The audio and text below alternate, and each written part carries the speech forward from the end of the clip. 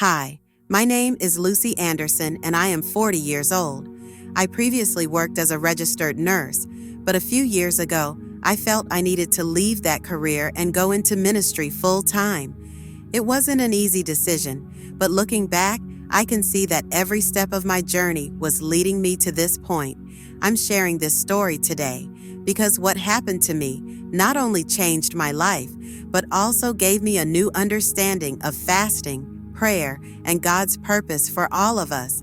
Before I continue my conversation, be sure to let me know where you're watching this video in the comments and subscribe to the channel to stay connected. On August 9, 2020, I was on day 9 of a water-only fast. Fasting wasn't new to me. I had done it many times before as part of my walk with God, but this fast felt different.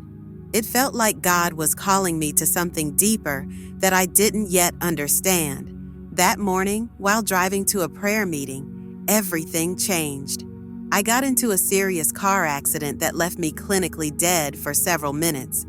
What happened during those moments completely changed the way I view fasting, prayer, and the spiritual realm. This experience opened my eyes to things I never imagined, and I feel compelled to share them with you. It was a regular morning, or so I thought. I was driving to a prayer meeting, still in the middle of my water-only fast. The streets were quiet, and a light rain was falling, unusual for that time of year. I remember feeling so close to God in that moment, listening to worship music and praying as I drove. Then, out of nowhere, everything changed. A drunk driver in a pickup truck ran a red light and hit my car directly on the driver's side at full speed. The impact was violent, and my world went dark. I later learned my heart stopped beating for 15 minutes, but during that time, something extraordinary happened. I felt myself leave my body. It was surreal. I could see everything happening as if I were floating above it all. I saw the mangled wreck of my car, the paramedics working desperately to save me, and even the driver who hit me, sitting on the curb with his head in his hands. But then, something incredible occurred. I was pulled away from the scene, drawn into a tunnel of light unlike anything I'd ever experienced. It wasn't just light. It was alive, warm, and full of peace. That's when everything began to change. As I was drawn through the tunnel of light, I felt an indescribable peace and love surrounding me. It was like every part of my being was alive in a way I'd never known. Suddenly, I found myself standing in a place that words can't fully describe. It was heaven, or at least the outer courts of it. The colors, the music, the light, everything was beyond anything I had ever seen on earth.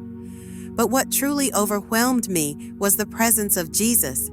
I didn't need anyone to tell me it was Him. I just knew. His presence was like pure love, power, and peace all at once. When He spoke, His voice resonated through me, filling me with a sense of being fully known and fully loved. "Lucy," He said, "I've brought you here to show you things that will change how you see fasting, prayer, and your role in the spiritual realm." Then He began to show me visions. The first thing I saw was how fasting opened spiritual pathways between heaven and earth. I could see golden threads of light extending upward from the prayers of those who were fasting, creating direct connections to heaven. It was as if fasting tore through the spiritual darkness, allowing God's power and presence to flow more freely. Jesus explained that fasting enhances our spiritual authority.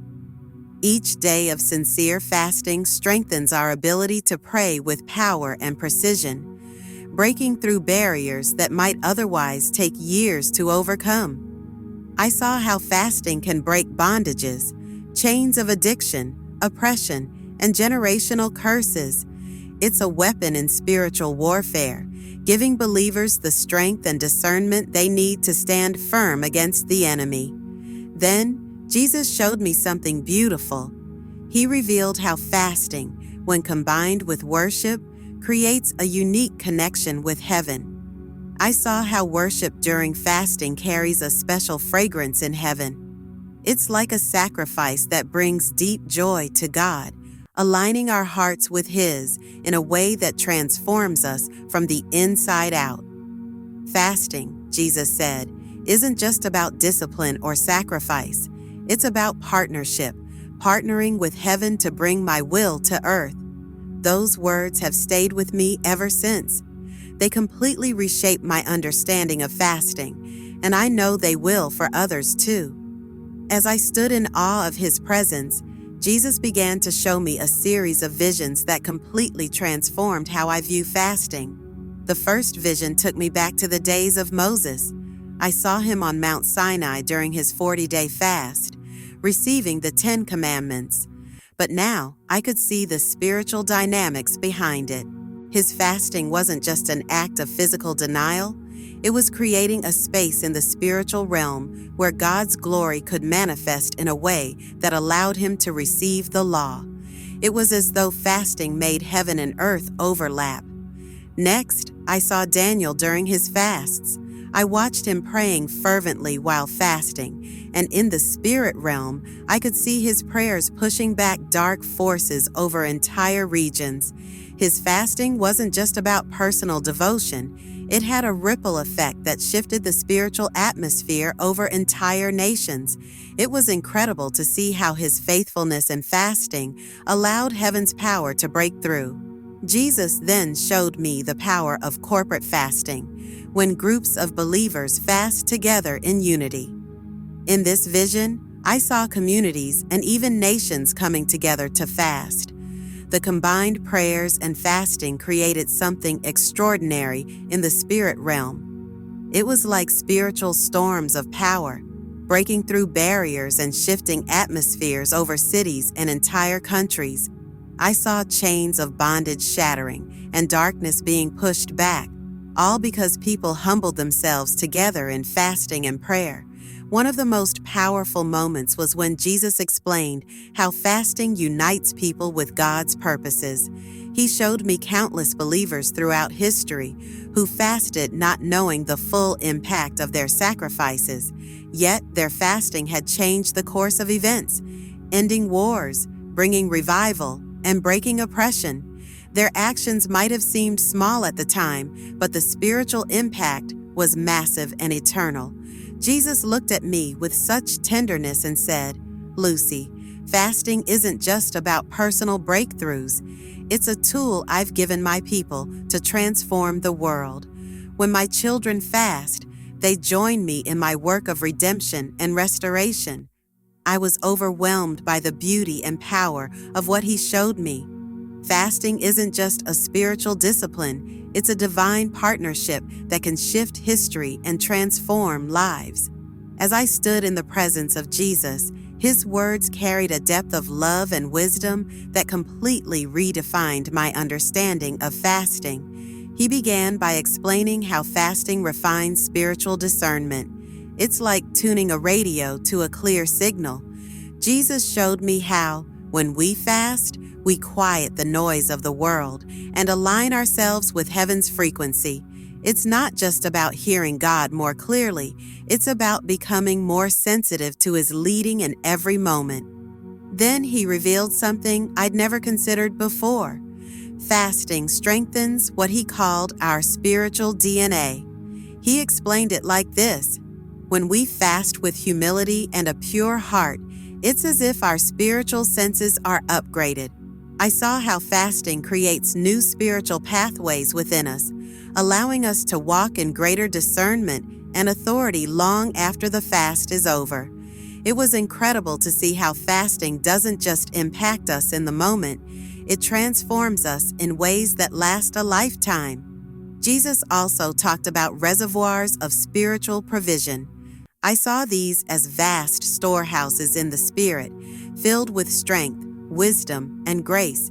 He showed me how fasting helps us build up these reservoirs, so when we face trials in the future, we have spiritual resources to draw from. It was a beautiful picture of God's foresight and provision, how he uses fasting to prepare us for what's ahead, even when we don't know what's coming. What moved me most was when Jesus explained that fasting isn't about convincing God to do something. He said, "Lucy, fasting is not about changing my will. It's about aligning your heart with my purposes." He made it clear that fasting isn't a tool to manipulate outcomes or twist his arm. Instead, it's about positioning ourselves to partner with what he's already doing. It's about creating space in our lives for his power and presence to flow freely. "Many of my children," he said, "see fasting as a way to get something from me, but fasting is about becoming more like me, about letting go of the temporary to embrace the eternal." Those words pierced my heart. Fasting, I realized, is less about what we're giving up and more about what we're gaining. Deeper intimacy with Jesus and a life fully aligned with his will. 3 months after my first near-death experience, I found myself in a season of deep prayer and fasting, completely focused on seeking God's presence. During one of those moments, my heart suddenly gave out again. It happened so quickly that I barely understood what was going on. One moment I was praying, and the next I felt my spirit leaving my body. Before I knew it, I was back in heaven, standing before Jesus once more. This time, Jesus greeted me with such warmth and a knowing smile, as if to say, "There's more for you to see." He began to show me the ripple effects of my testimony. I watched as people around the world heard my story and were moved to embrace fasting, some for the first time. Jesus let me see into the hearts of these individuals, how they stepped out in faith, choosing to fast even when it was hard or unfamiliar. He showed me how their obedience led to incredible transformations. Families were being restored, addictions were broken, and entire churches were awakening to God's power. I saw cities where corporate fasting created spiritual shifts, lifting heaviness and inviting God's presence to move in undeniable ways. It was like watching a wave of light and hope spreading across the globe.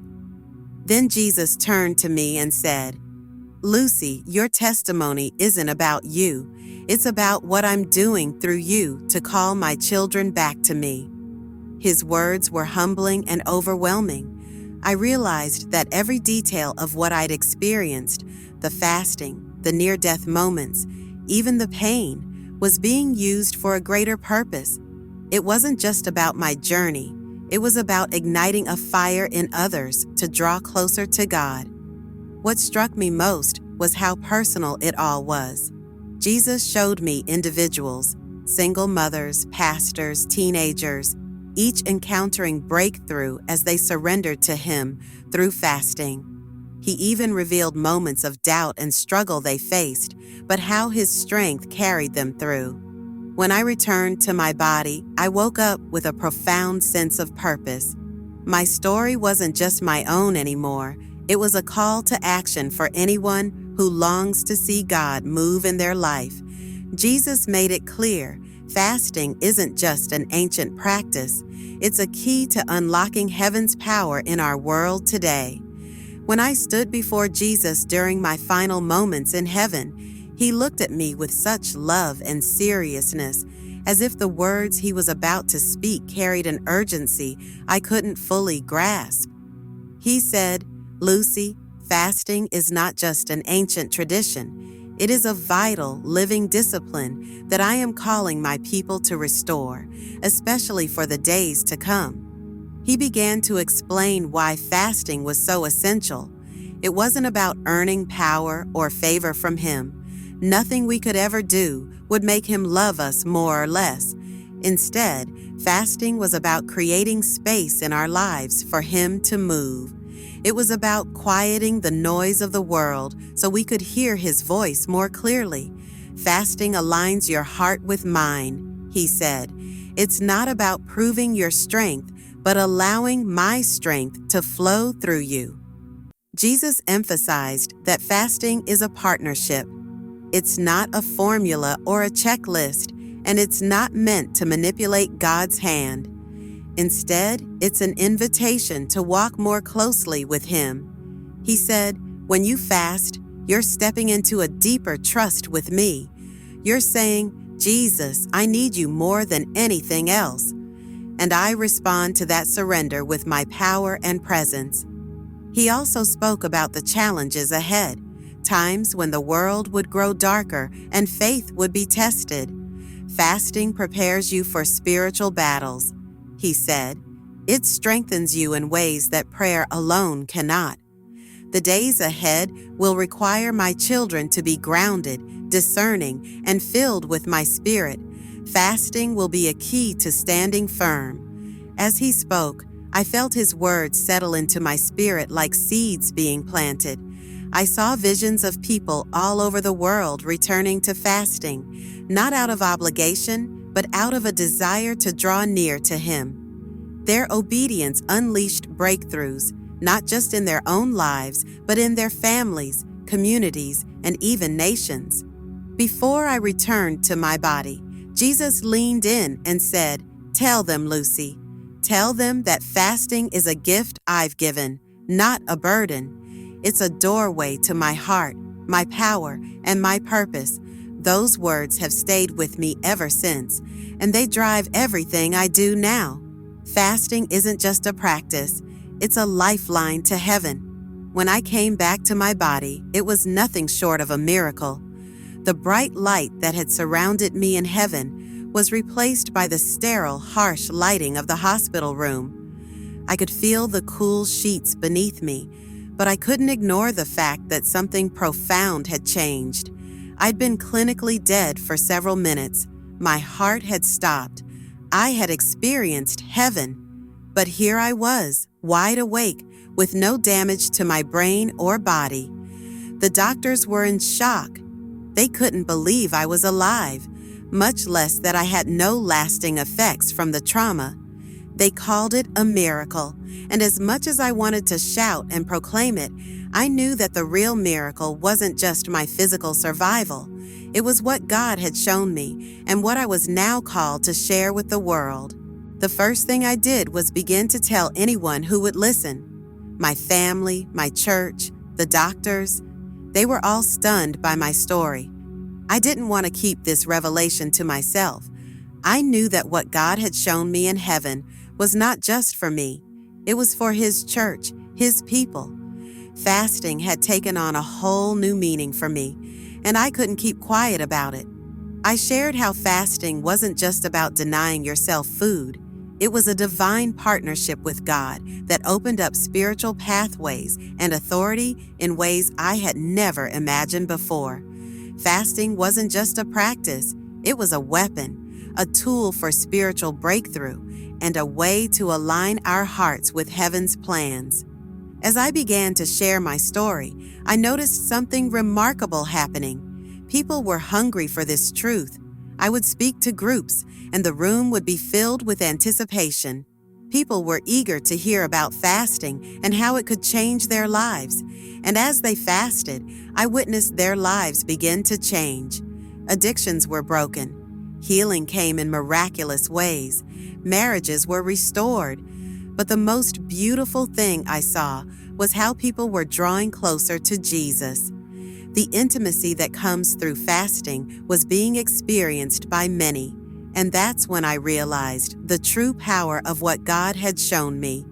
Fasting doesn't just change our circumstances, it transforms us, deepens our relationship with God, and equips us to face the spiritual battles ahead. But it wasn't just personal stories of transformation that filled my heart with joy. It was also the global impact of fasting that God had revealed to me. I saw how my testimony was spreading across nations.